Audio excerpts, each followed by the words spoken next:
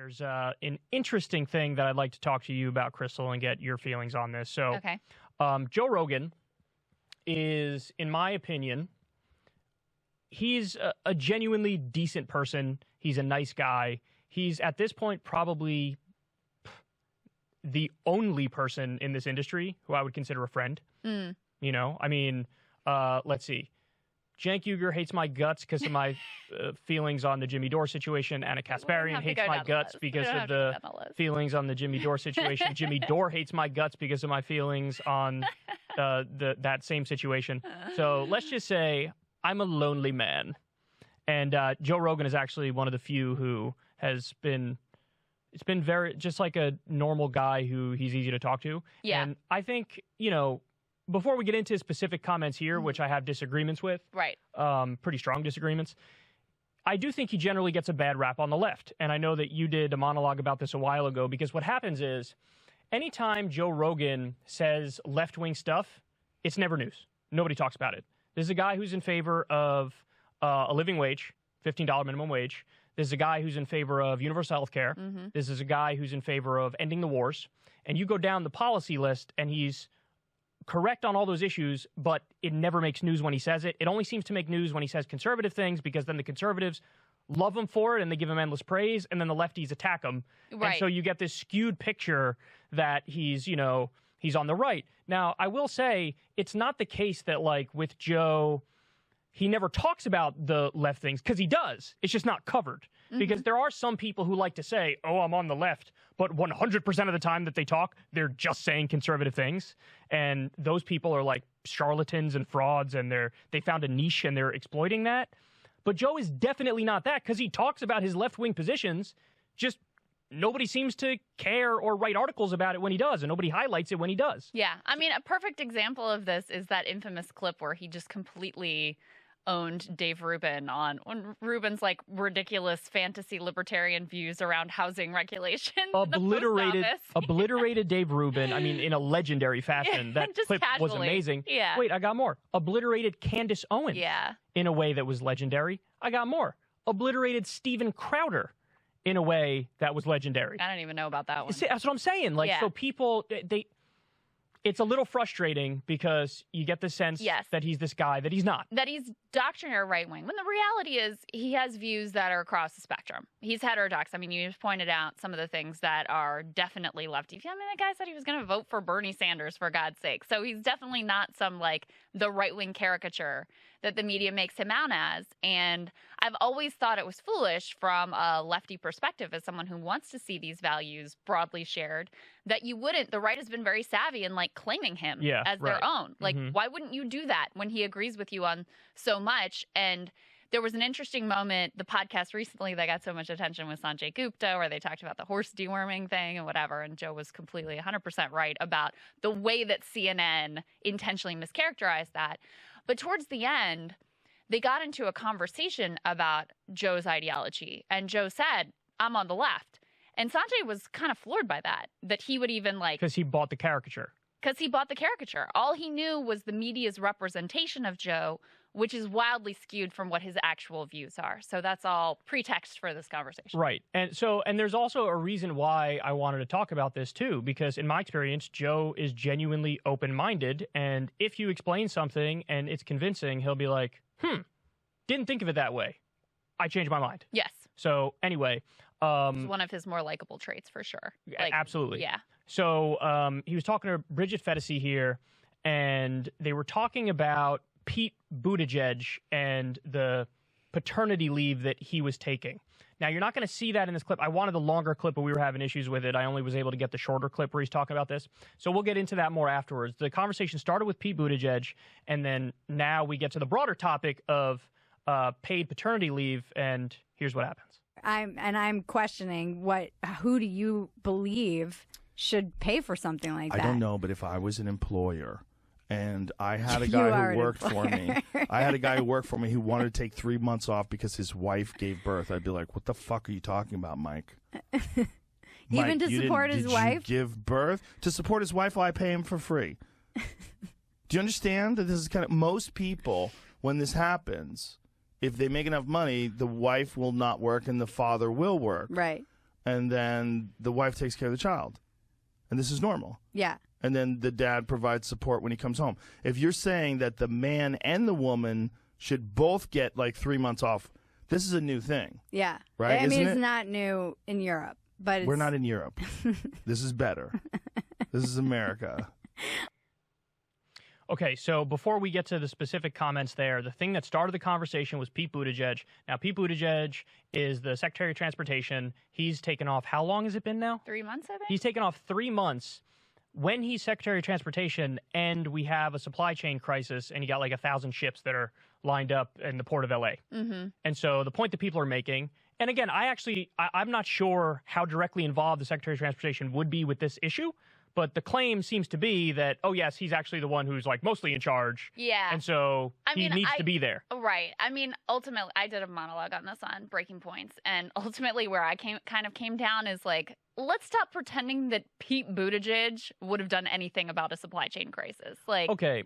You know, I mean, it sort of exposes how irrelevant he is to the whole process. But if you stipulated that he was a critical link and he is the reason why the supply chain has broken down and not enough has been done about it and that this is impacting millions of Americans, and you stepped up for this job where you have a responsibility always, of course, to yourself and your family and your new babies and all of that, but you also have a responsibility to the American people that you have taken on here. Right. So I covered this too, and my takeaway was, I think it's a reasonable criticism because let's not pretend like all jobs are exactly the same. Mm-hmm. You know what I mean? Yeah. And so I made the joke to you when we first heard about this. I was like, I'm going to run for president, win, and then on day one be like, I'm going on paternity leave for 5 months or whatever.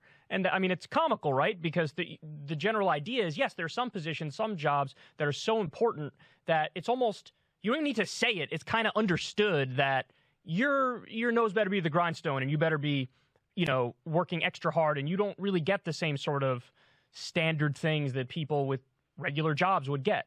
Would you disagree with that position? That like there's some jobs that are so important that it's like, don't be silly and just be MIA? Yeah. Well, I mean, if we're assuming that the Secretary of Transportation is actually like a key linchpin in all of this, I just think it's very narrow to only recognize the responsibility that, of course, you have to your family, but not recognize any other responsibilities that you may have. And I think there is a little bit of a liberal inclination in that regard, where everything is just about like the individual and self-care. And you see this in our politics, where voters are meant to be vessels of fulfilling the ambitions of the politician rather than the politician serving the people. And so I don't think it's unreasonable to say, like, take a little bit of time off, but this is really serious and things are going really poorly right now. And we're in the middle of a crisis. It happens to be that the Department of Transportation randomly is suddenly this critical, agency in the federal government. Maybe get back to work and deal with that. Now, all that being said, I think Pete Buttigieg is probably totally irrelevant to the supply chain crisis, whether he's there or not. But the intellectual question is an interesting one. Yeah. And so, but when I first saw the Pete Buttigieg thing, my reaction was that this is actually terrible for paid leave, paid family leave, paid paternity leave. That's a great period, point. Because now it's going to be viewed as this trivial, selfish, narcissistic thing that people exploit, as opposed to what it really is, which is absolutely crucial and vital and important and something that we're lagging behind the rest of the world on. So before you jump in, I just want to show the one of the charts first, guys. Throw this up there. So you can see here, the United States dead last 0 days when it comes to government-mandated paid leave for new parents. Now, that's both maternity leave, paternity leave, family leave in general. Like you mentioned, if there's like a sick parent or something like that, and you need to take care of them. So we have 0 days. Now, look at the rest of that list. You have Estonia with 86 weeks. Then you have Bulgaria underneath them, Hungary underneath them, Japan underneath them. And you go down the list, like Norway is pretty high up there. Germany's up there. So this is something that I think he misunderstands, because he even mentions like you paying for it as the employer, No. In most of those countries, the government picks up the tab. It's not the employee. That's the whole point of having government-mandated paid family leave, whether it's maternity leave, paternity leave, or what have you, because, I mean, it's generally understood, especially if you're a smaller business, you know, you probably can't foot that bill. A lot of them can't foot that bill. So if you have a system like that where it comes out of tax funds, well, then everybody wins. And the question you can really think about in the context of the United States is, okay, do you want our tax money going towards 17 new wars, like it always seems to go towards? Do you want our tax money going towards endless bailouts of Wall Street to the tune of trillions of dollars with no strings attached? Do you want to go into stupid pork barrel projects that you know, don't really give us anything fruitful? Or do you want it going to families? Right. And the funny thing is, this is not really a comment directed at Joe as much as it's directed at people on the right in general, but you do see this right-wing backlash to this policy when they portray themselves as the pro-family people. Yeah, so that was part of what I wanted to say, too. You know, it's interesting on that list, the second or third country up there is Hungary, which is like, you know, there's this sort of right-wing obsession with Hungary and with the policies that are coming out of Hungary, and partly because they're, like, intensely focused on the family. Some of their very xenophobic policies have forced an out-migration, and so they're doing all sorts of things to try to encourage their population to have kids and to build families and whatever. But the and this again is not directed at Joe, it's directed at people in general on the right who are big critics of this. It doesn't really fit with the whole idea of like family is actually important as a building block and kids need their parents, and like that's actually something that the right has tried to champion with their rhetoric. And then when it comes down to these types of policies, not just with, you know, paid family leave, which, by the way, I'm just talking about right-wing politicians, because if you poll the country is overwhelmingly on board with paid family leave. But when it comes down to the policies, suddenly it's like, no, get your ass back to work. Not just here, but also with the sort of work requirements on any sort of social safety net, where then the value becomes it's better for mom or dad to be away at work, even if they have kids at home that could benefit from their nurture. So look, I'm a mom. I have 3 kids. It is good for babies to have their parents around, especially in their very early days. It's good for dads to have the time to be able to bond with baby when baby is new to the world. And it's really good for mom to have support of dad, especially like my pregnancies were pretty easy. My births were pretty easy. I didn't suffer from much in the way of postpartum depression, but some people really, really do.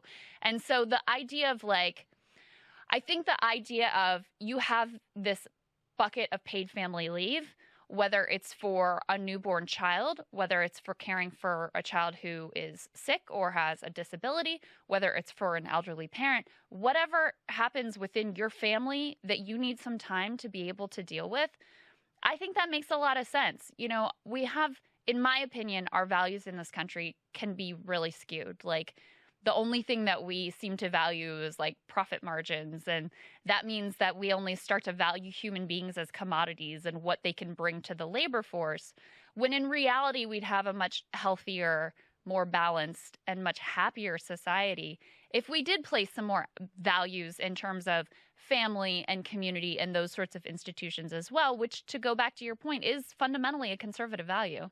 Newborns require 24/7 care. 24/7.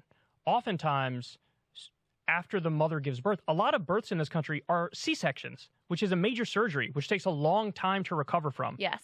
The idea that just one person can take care of the baby, given that context, is ludicrous. Right. And, you know, you've talked about one of the other, you know, positions you have, not politically, just generally speaking, is that you think it does take a village and you sort of want the whole family there in order to be involved in raising the kids. Yeah. Because it is such a difficult thing. I also, guys, want to... It's another thing we don't value in this country whatsoever. I mean, in a lot of countries, you have an extended family that's available to help support you through those times.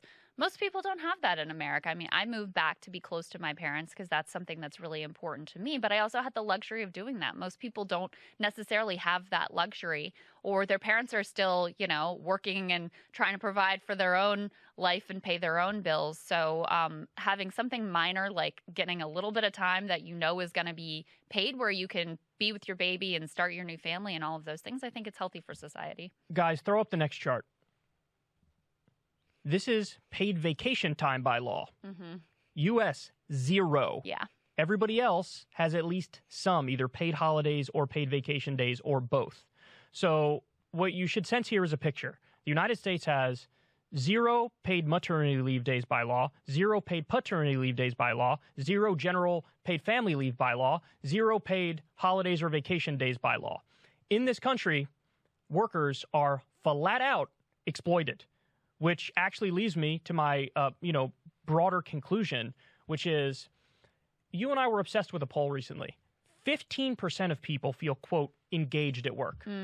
That means 85% of people don't feel engaged at work. That means 85% of people don't really like their jobs. Yeah. You're telling me when that's the reality that we shouldn't take every opportunity we can to try to give people more time off, that we shouldn't regulate the marketplace to make life better for everybody by facilitating that? I mean, listen, I support a 4-day work week. That would give people a lot more time off every single week. Yeah. So when I look at whether it's paid maternity leave, paid paternity leave, paid family leave, paid vacation days, or whatever, I look at all of it and I say, yummy, yummy in my tummy. Give me more of that. That's as good as it gets. It goes to the central question of, like, what is the government actually for? And it's supposed to be for serving the interests of the people. It's supposed to be for helping to foster a healthy and happy and fulfilled life where you have that freedom to choose, and not just a freedom in an arbitrary sense, but where you actually have the means to make a variety of choices in your life. Right now, for most working class people, I mean, most white collar people, they already get time off. Their company pays for it. Like, they already are getting family leave. This mostly applies to blue collar workers and service sector workers. You don't have meaningful choices, even paid sick days. I mean, the idea that we're forcing people to go to work or lose their job when they're sick and they're making your food. I mean, these are insane decisions, but people are treated like their only value is, at their job, earning those wages, when in fact, to have a healthy society, you need to have, kids who have parents there and who are engaged, who have the time, who have the energy to care for them. Those are good things. And again, it's a conservative value, but it's not one that conservative elites actually engage with on a policy level and try to bring to fruition. Correct.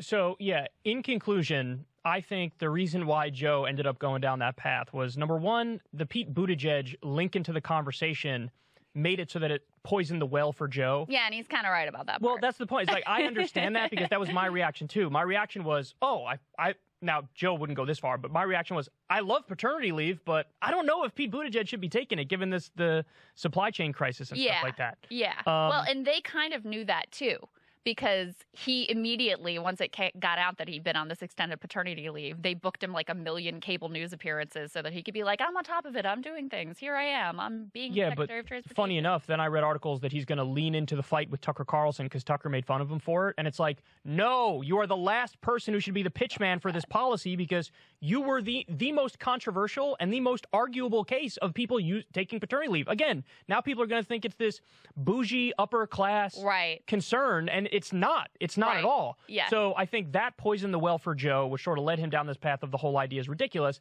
But I think the key part that he missed is you're not paying for it. The government would pick up the tab. And again, in this country, look at the stuff we spend money on. It should drive you absolutely insane. Endless subsidies for big oil. It's one of the most profitable industries in the world, and we have to subsidize them with tax dollars. That's insane. Bailouts for Goldman Sachs, endless war. So I'd much rather have my money go towards stuff like college, healthcare, paid family leave, and things of that nature. Yeah. So, I think given that second part that, the government would pay for it, hopefully that would help move Joe on this issue, because this is one of those areas where, like I said, he doesn't get the credit when he's right on a lot of things, and he's right on universal health care, he's right on $15 minimum wage, he's right on ending the wars. But this is one of those issues where, you hope he would evolve, because it would be important to have somebody with as big of a profile as he has to popularize an idea like that. It helps. I mean, the fact of the matter is, though, it's already popular. I mean, it's really popular. Paid leave is not only is it one of the most popular policies that was proposed, and no, was not going to be done by Biden, and we'll transition to that in a moment, but also that was one of the top priorities of people as they were looking at this bill. That's why Democrats routinely run on the issue, because they know that it's a political winner. And then, they get up to the point where they could actually do it, and they decide they don't want to go in that direction because why?